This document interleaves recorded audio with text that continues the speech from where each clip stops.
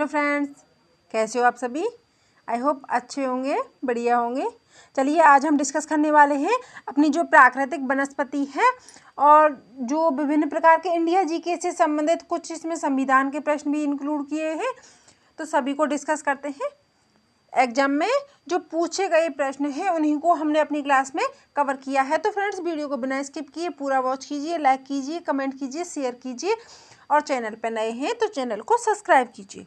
Start करते हैं आज की क्लास। आज की क्लास का क्वेश्चन नंबर फर्स्ट देखते हैं। स्थल मंडल के कुल क्षेत्रफल के कितने प्रतिशत भाग पर पर्वतों का विस्तार पाया जाता है। तो देखिए हमारा जो स्थल मंडल है उसका कितना प्रतिशत भाग ऐसा है जिस पर कि पर्वत पाए जाते हैं। तो 26%, 30%, 33% या 41%। तो हमारा करेक्ट आंसर हो जाएगा ऑप्शन नंबर ए, 26% भाग पर, 26 से 27% भाग पर क्या है, पर्वतों का विस्तार पाया जाता है। और वनों का विस्तार कितना पाया जाता है, वनों का भी बताया था ना, वनों का कितना प्रतिशत पाया जाता है। नेचुरल जो प्रकृति है उसको सामान्य बनाए रखने के लिए 33% वन आवश्यक रूप से होने चाहिए। सबसे ज़्यादा वन कहाँ है, तो वो मध्य प्रदेश में है। अगला क्वेश्चन देखते हैं। पर्वत की गणना किस श्रेणी के स्थल रूपों में की जाती है। प्रथम श्रेणी, द्वितीय श्रेणी, तृतीय श्रेणी या इनमें से कोई नहीं। तो देखिए जो पर्वत की गणना है ये द्वितीय श्रेणी के स्थल रूपों में की जाती है। अगला क्वेश्चन देखते हैं। पर्वत निर्माण भूसन्नति सिद्धांत का प्रतिपादन किसने किया था। जॉली, डेली, डाना या रीड। तो देखिए पर्वत निर्माण की जो भूसन्नति है इसका जो प्रतिपादन है ये डाना, इनका पूरा नाम क्या था, जेम्स डी डाना।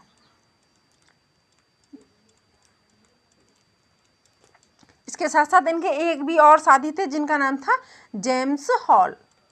इन दोनों ने पर्वत निर्माण भूसन्नति का जो सिद्धांत है ये 1857 ईस्वी में कहाँ पर, अमेरिका में प्रतिपादित किया था, दिया था। अगला क्वेश्चन देखते हैं। पर्वत निर्माण भूसन्नति सिद्धांत का प्रतिपादन किसने किया था। ये सॉरी रिपीट हो गया है क्वेश्चन। विश्व के विशाल बलित पर्वतों की रचना आज से लगभग कितने मिलियन वर्ष पूर्व हुई है। 400, 320, 220 या 30। तो देखिए विशाल जो बलित पर्वत हैं इनकी जो रचना है ये 30 मिलियन वर्ष पूर्व हुई है। और सर्वप्रथम जो सबसे ऊंची चोटी है उस पर चढ़ने वाले व्यक्ति कौन थे, एडमंड हिलरी और तेंजिंग नॉर्गे।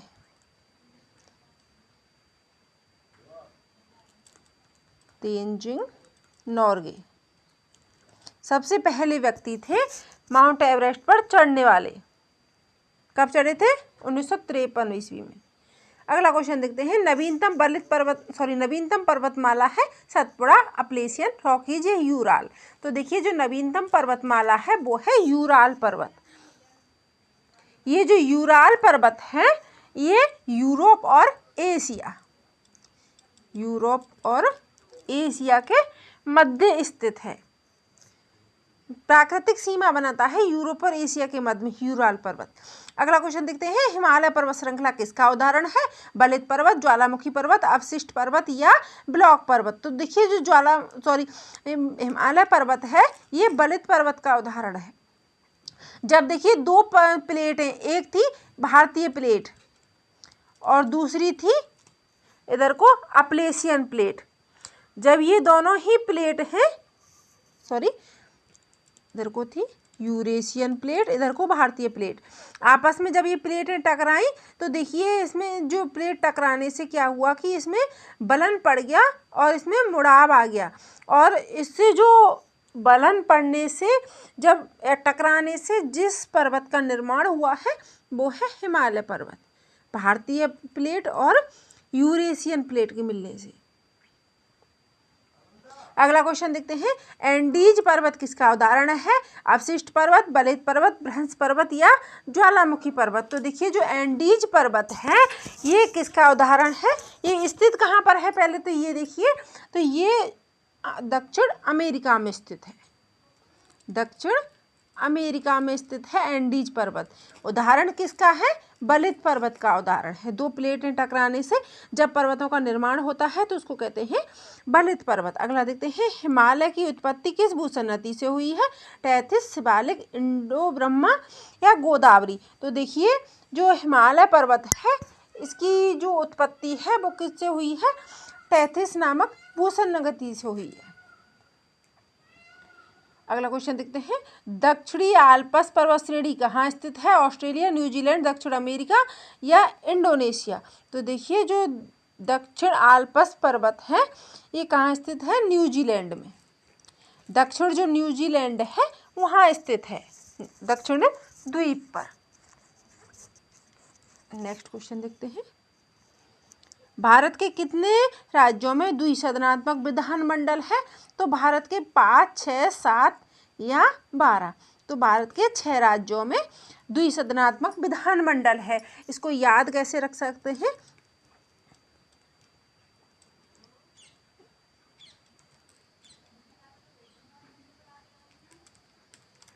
ऐसे करके, इसको तंबाकू के माध्यम से ऐसे करके याद रख सकते हैं।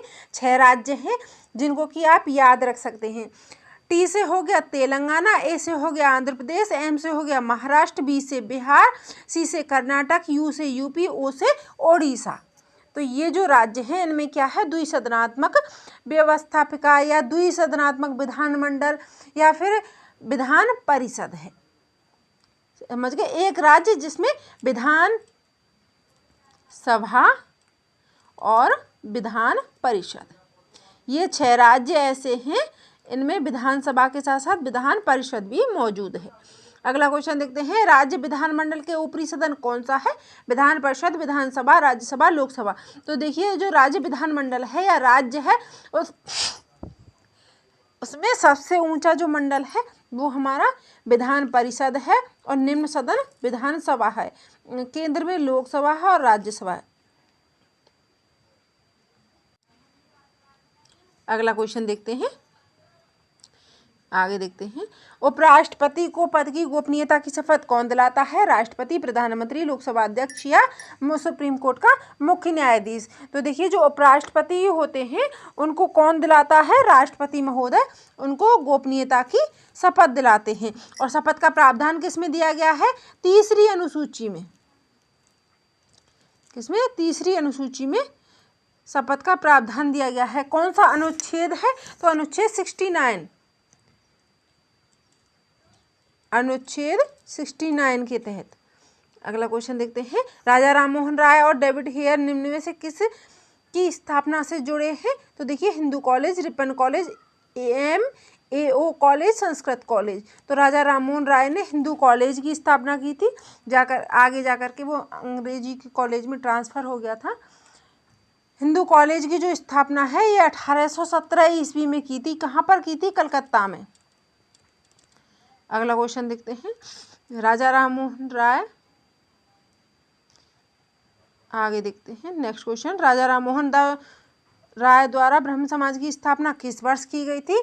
1828, 1891, 1893 या 1896? तो राजा राममोहन राय द्वारा ब्रह्म समाज की जो स्थापना है ये 1828 ईस्वी में की गई थी। और इसका उद्देश्य क्या था कि समाज में जो जात पात के नाम पर भेदभाव हो रहा है, जो कुरीतियां व्याप्त हैं, उनको दूर करके इनको एकजुट करना। अगला क्वेश्चन देखते हैं, भारत के किस गवर्नर जनरल के समय सिंध का विलय अंग्रेजी राज्य में कर दिया गया था? 1843 ईस्वी में। Lord Ellenborough, Lord Auckland, Lord Harding first या लॉर्ड हेस्टिंग्स? तो देखिए भारत का ऐसा कौन सा गवर्नर जनरल था जिसमें के समय जो सिंध है इसका विलय कहाँ कर दिया था? अंग्रेजी राज्य के रूप में कर दिया गया था 1843 ईस्वी में। तो लॉर्ड एलनबरो के समय पर। अगला देखते हैं, संविधान द्वारा अंतिम रूप से पारित संविधान में कुल कितने अनुच्छेद और अनुसूचियां थी? यानी हमारा जब संविधान बनकर के तैयार हुआ था, कब तैयार हुआ था? 26 नवंबर 1949 ईस्वी को बनकर के तैयार हो गया था पूर्ण रूप से। तो उस समय कितने इसमें आर्टिकल्स थे, कितनी इसमें अनुसूचियां थी? तो इसमें देखिए 378 अनुच्छेद 7 अनुसूचियाँ, 390 अनुच्छेद 7 अनुसूचियाँ, 395 अनुच्छेद 8 अनुसूचियाँ, 398 अनुच्छेद 8 अनुसूचियाँ। तो जब हमारा संविधान बनकर तैयार हुआ था तो उसमें 395 अनुच्छेद और 8 अनुसूचियाँ थी। भाग कितने थे? तो भाग इसमें 22 भाग थे और बाद में अनुसूचियाँ इसमें 4 अनुसूचियाँ और जोड़ी गई थी और प्रेजेंट में कितनी है? 12 अनुसूचियाँ हैं। अगला क्वेश्चन देखते हैं, उच्चतम न्यायालय के मुख्य न्यायाधीश कितने वर्ष तक की आयु तक पदाधारी रहते हैं? तो देखिए हाई कोर्ट के जो न्यायाधीश होते हैं वो 65 वर्ष, 60 वर्ष, 62 वर्ष या 58 वर्ष। तो वो 65 वर्ष की आयु तक अपने पद पर बने रहते हैं। अगला क्वेश्चन देखते हैं, पहली औद्योगिक क्रांति किस देश में हुई थी? जर्मनी, फ्रांस, अमेरिका या ग्रेट ब्रिटेन? तो देखिए पहली औद्योगिक जो क्रांति है ये कहाँ पर हुई थी? ग्रेट ब्रिटेन में हुई थी। और इसमें सबसे पहले किसका आविष्कार हुआ था? तो देखिए भाप के इंजन का आविष्कार हुआ था। और इसके साथ साथ जो कताई की मशीनें हैं उनका, यानी वस्त्र बनाने के लिए पहले जो धागा था वो काता जाता था, लेकिन बाद में जो कताई की मशीनें हैं उनका आविष्कार किया गया। अगला क्वेश्चन देखते हैं, पंचवर्षीय योजना पहली बार कहाँ प्रारंभ की गई थी? चीन, भारत, भूटान, यूएसएसआर यानी कि सोवियत संघ। तो देखिए जो भारतीय सबसे पहले जो पंचवर्षीय योजना कितने वर्ष के लिए होती हैं? तो ये 5 वर्ष के लिए होती हैं। सबसे पहले कहाँ प्रारंभ की गई थी? तो ये सबसे पहले सोवियत संघ में प्रारंभ की हुई थी। कब प्रारंभ हुई थी? तो ये सोवियत संघ में 1928 ईस्वी में प्रारंभ हुई थी। अगर हम भारत की बात करें तो भारत में 1951 ईस्वी में, जब हमारा देश 1947 में आज़ाद हो जाता है और 50 में हमारा संविधान लागू हो जाता है, 1951 से हमारे जो देश में पंचवर्षीय योजना शुरू की गई थी। उद्देश्य क्या था? देश को उन्नति की राह पर ले जाना। तो चलिए फ्रेंड्स, ये थे हमारे आज के क्वेश्चन। आई होप आपको हमारी क्लास पसंद आई होगी। तो वीडियो को लाइक कीजिए, कमेंट कीजिए और चैनल पर नए हैं तो चैनल को सब्सक्राइब कीजिए। मिलते हैं नेक्स्ट क्लास में, तब तक के लिए thanks for watching this class. Thank you, धन्यवाद।